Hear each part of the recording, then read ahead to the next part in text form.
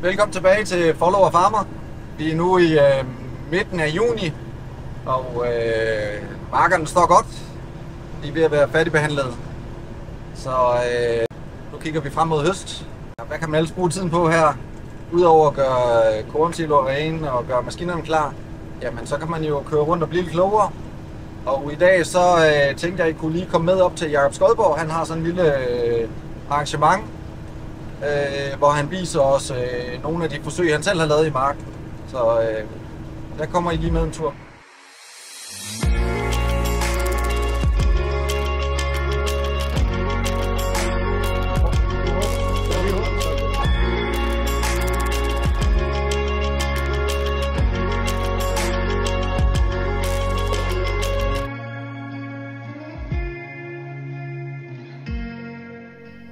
Så er vi kommet frem her til Jakob.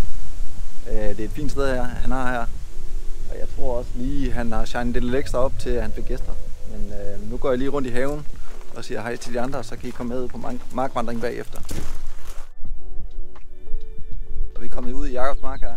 Vi vandrer lidt på kryds og tværs. Han har lavet lidt forsøg med at køre den ene vej og den anden vej med noget vækstregulering. Blandt andet med noget vækstregulering, hvor man kører sent i stadie 39. Og der er altså syn for sagen. Nu er det nok lidt svært at se her med kameraet, men der er virkelig forskel på højden. Så er vi ude og kigge i en vorbygmark. Og sådan er det jo nogle gange, når man laver forsøg. Der er ikke så meget at se. Altså, der er virkelig ikke meget svampetryk i år. Så de her forsøg med svampemidler, jamen der er stort set ikke noget at se. Men sådan er det en gang imellem. Men det er jo kun godt, kan man sige. Så det er fint nok. Så er jeg kommet til Hvidedag her på Uldtang. Og som I kan se, så er der jo rigtig mange parceller her med alle mulige forsøg. Så der er meget at snakke om, men jeg tænkte, jeg bare lige vil fortælle jer en lille smule om noget af det mest spændende. Det vi har her i de her parceller her, det er noget vækstreguleringsforsøg, så man har ligesom målt stressniveauet. Så på et tidspunkt, hvor de er stressede, så har man prøvet at vækstregulere dem med forskellige midler for at se, om det ligesom, altså man er jo lidt bange for det der med at køre ud og vækstregulere, når planterne er stressede. En af de tankevækkende ting, det er også, at hvis man kigger på den parcelle lige her, som har fået Cerone, så er den faktisk overhovedet ikke blevet kortere. Så det er lidt sjovt. Hvorfor? Det er i stadie 33, så det burde jo virke, men, og temperaturen har sådan set også været fint nok. Men det ser ikke ud til at ligesom har virket. En ting, der er meget op i tiden, det er jo det her med biostimulanter. Og her er der så lidt forsøg her med nogle forskellige af de nye biostimulanter. Og så er der en lille sjov ting her. Lige her bag ved mig, der er der en parcel, hvor man har sprøjtet en lille mængde Roundup. Og det er altså noget, man har prøvet før, hvor det har virket. Og så er der også nogle tidspunkter, hvor det ikke har virket. Det virker lidt som en meget risikabel strategi, men det er da lidt en spændende tanke. For de teknikinteresserede er der også lige lidt andet at kigge på her.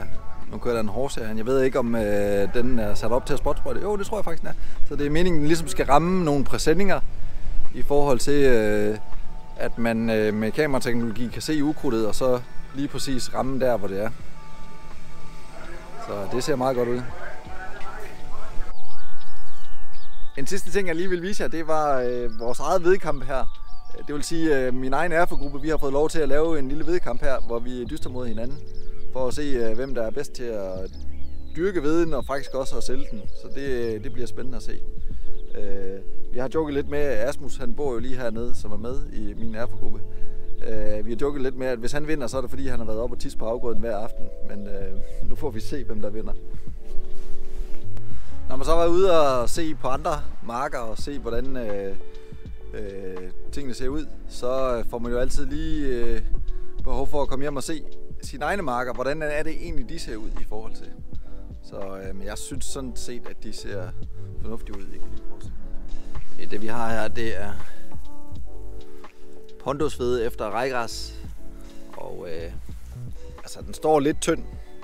Men altså, jeg er faktisk godt tilfreds med, at den ikke er alt for tæt, fordi jeg vil hellere have en lidt for tynd hvede end en lidt for tæt hvede. Så er der størst chance for nogle store kerner og et højt udbytte. Og så lige en lille sidste ting, inden jeg smutter. I skal lige se den stribe her. Det er noget, jeg gør ved alle marker. Jeg kører lige rundt med ATV'en og så en enkelt dyse med med håndsprøjten. Og så sprøjter jeg simpelthen det her ned med MCPA Roundup.